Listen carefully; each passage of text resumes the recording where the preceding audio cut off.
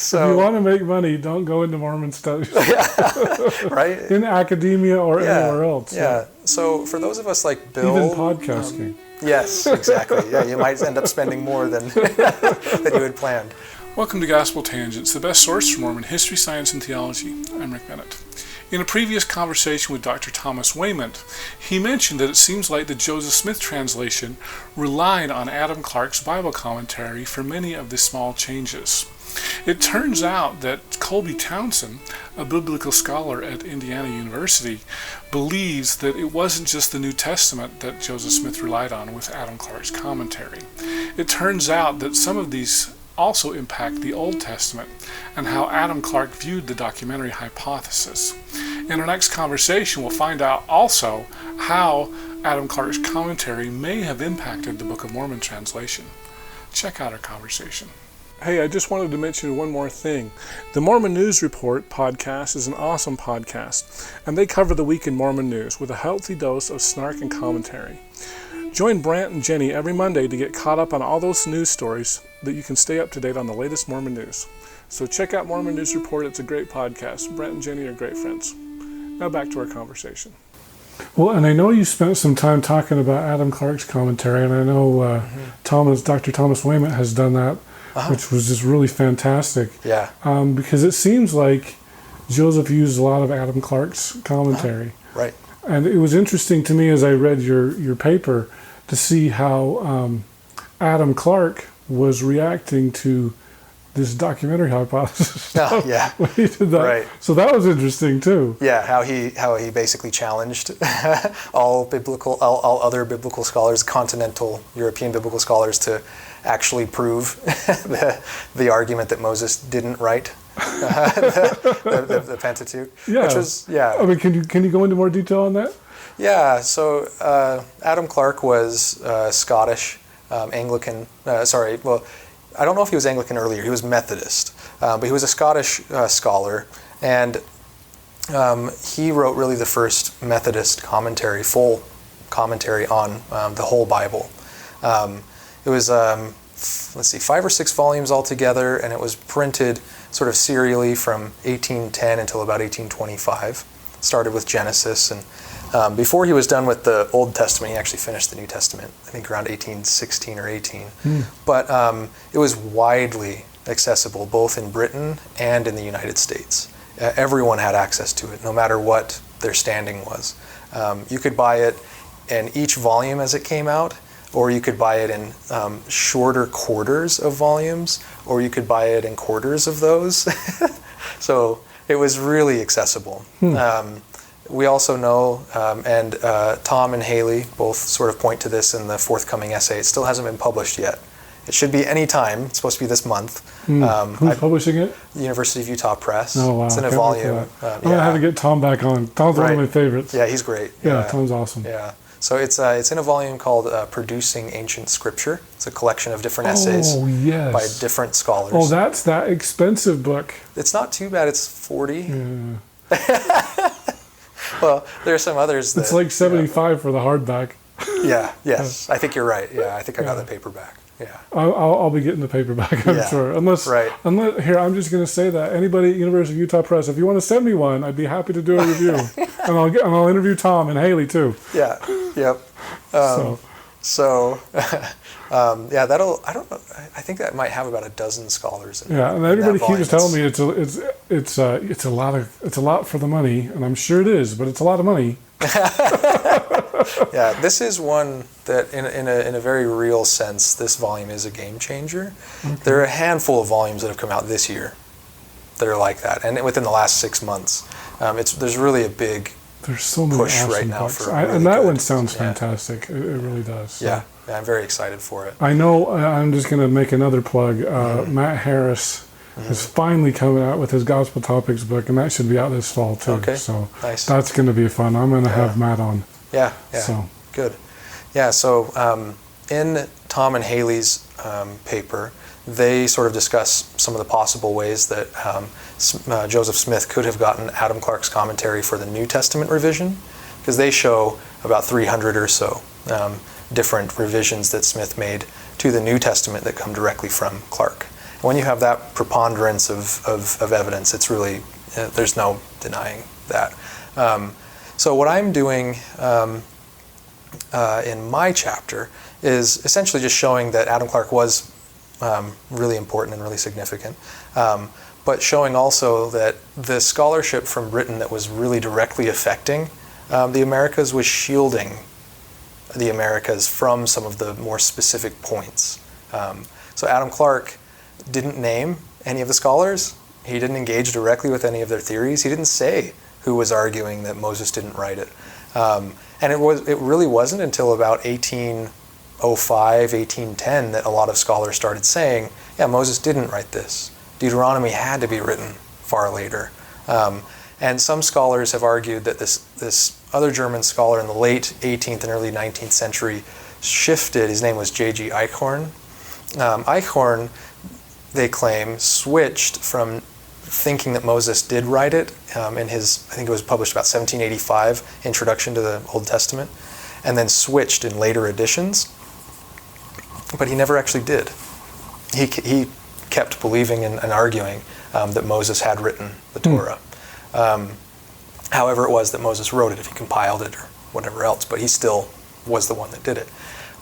So it was really still, even when Adam Clarke was writing, it was still a very new conversation in continental European scholarship. In my thesis at least, that's the only time that I really touch on Clarke's commentary, just to show that Clarke was really just not specifically saying why any of those scholars thought that way. He wasn't rebutting any of their specific arguments. He basically just used the, obviously sort of by now time-worn argument that they don't really accept revelation, and so therefore forget them. And so is that basically the argument that Joseph Smith adopted, was Adam Clarke's argument, forget them, Moses really did write these? Is that right? Pretty much. I mean, we can't know because he never really specifically said, but right. If you look at Moses 1, which I have a paper coming out this coming fall, that one will be in the Journal of Mormon History, on the composition of Moses 1 and 7, and the idea of translation as a modern expansion on ancient sources. I argue that Blake Ostler's theory doesn't really work for the Book of Mormon. I don't really show why. I just say that it doesn't really work there necessarily, but it does work for the Bible revision. The text of the Bible is the ancient source, and then there are modern expansions.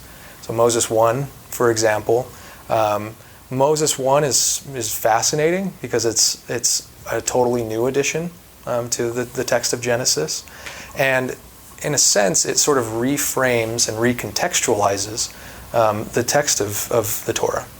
It portrays the beginning of Genesis as if it's a revelation directly from God to Moses, and Moses is commanded to write it down.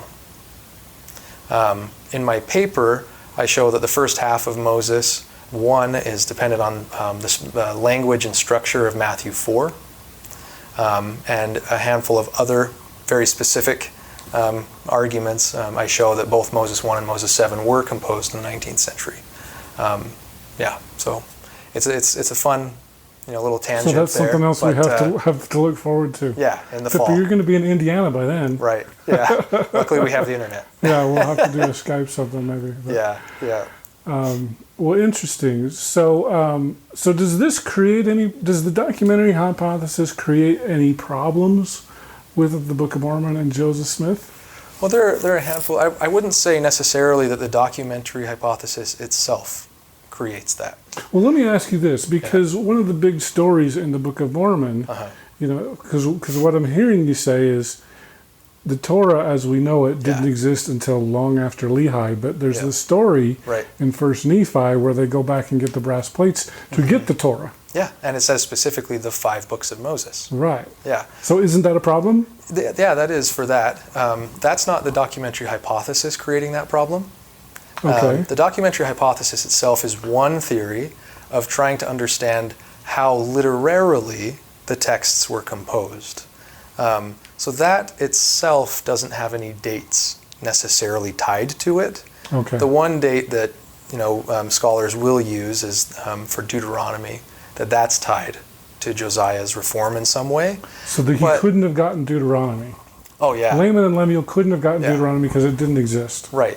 Well, and the Torah, whatever form it might have been in earlier, like pre-exilic time, so before Lehi leaves Jerusalem, it wouldn't have been a very public text, so that would make sense with the way that Lehi engages that. He's surprised by what he finds.